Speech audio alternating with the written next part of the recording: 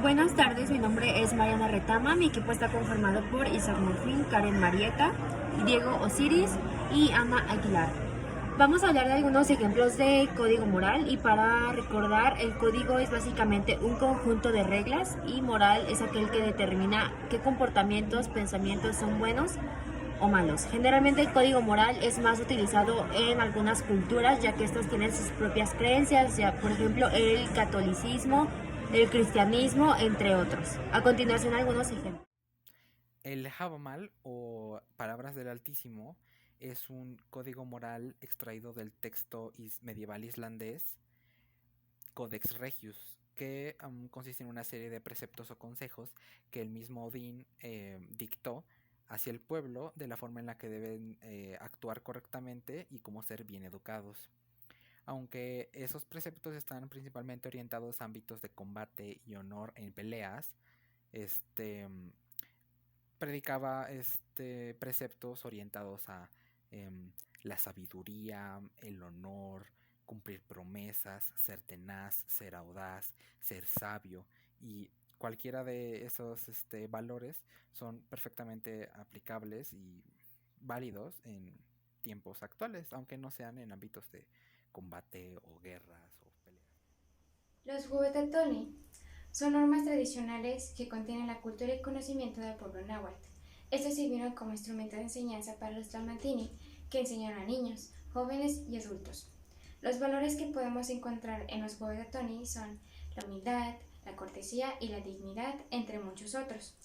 Hoy en día podemos decir que estas normas siguen vigentes, ya que son representativas de una buena conducta y un comportamiento humano más correcto. Sin embargo, estas tienden a ser un tanto conservadoras y ortodoxas. ¿Qué tan justos son los huehuetetoli? Los huehuetetoli buscan la ética, la moral y la buena conducta. Sin embargo, no podemos decir que todos sus preceptos sean correctos o justos, ya que, por ejemplo, podemos ver que la mayoría de sus preceptos son dirigidos hacia el sexo masculino y los pocos que podemos encontrar sobre el sexo femenino no son del todo favorables hacia las mujeres. Hablaré del código medieval. Algunos de los valores que destacan de del código medieval son el valor, el coraje, la justicia, la lealtad, la fe, la humildad, la nobleza, entre otros. En su mayoría sí siguen vigentes actualmente, ya que sus valores no solo se aplican en época medieval, de caballería o en época de guerra, sino se tratan de valores que se aplican para tener una buena imagen personal y también cómo llevar una buena relación con la sociedad. En el caso del código medieval, estaba basado principalmente en conceptos religiosos. Los pecados capitales y las virtudes cardinales eran el centro que modelaba los comportamientos.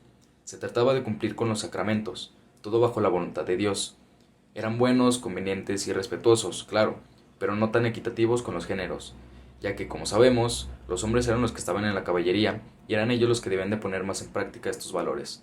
También, a su vez, no fomentaba tanto la libertad, por el hecho de que los hacían con el fin de cumplir todo bajo la voluntad de Dios, y no era una opción seguir estos códigos, debían de ser seguidos ya que, como cualquier código en la historia, habían castigos al no seguirlos. Gracias. Yo voy a hablar sobre el Código de Islam.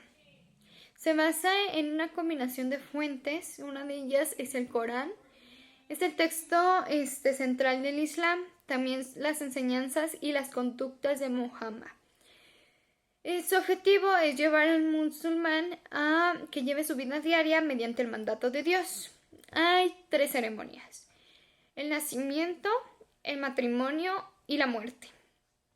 Y hay 4 instrucciones. Una, que la fe tiene que ser sincera y auténtica. 2, que deben estar preparados para demostrarla hacia el prójimo. 3, que deben apoyarse con las organizaciones sociales. Y la 4, que el alma tiene que ser firme e inquebrantable en cualquiera de las circunstancias. Y hay 5 pilares de fe en el Islam. Una de ellas es aceptar la shahada. Es la declaración escrita por el mismo Muhammad.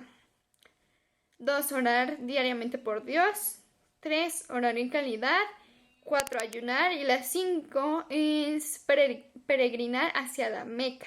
Esto se tiene que hacer por lo menos una vez en la vida del musulmán. A este se le conoce como Hajj o Hajj.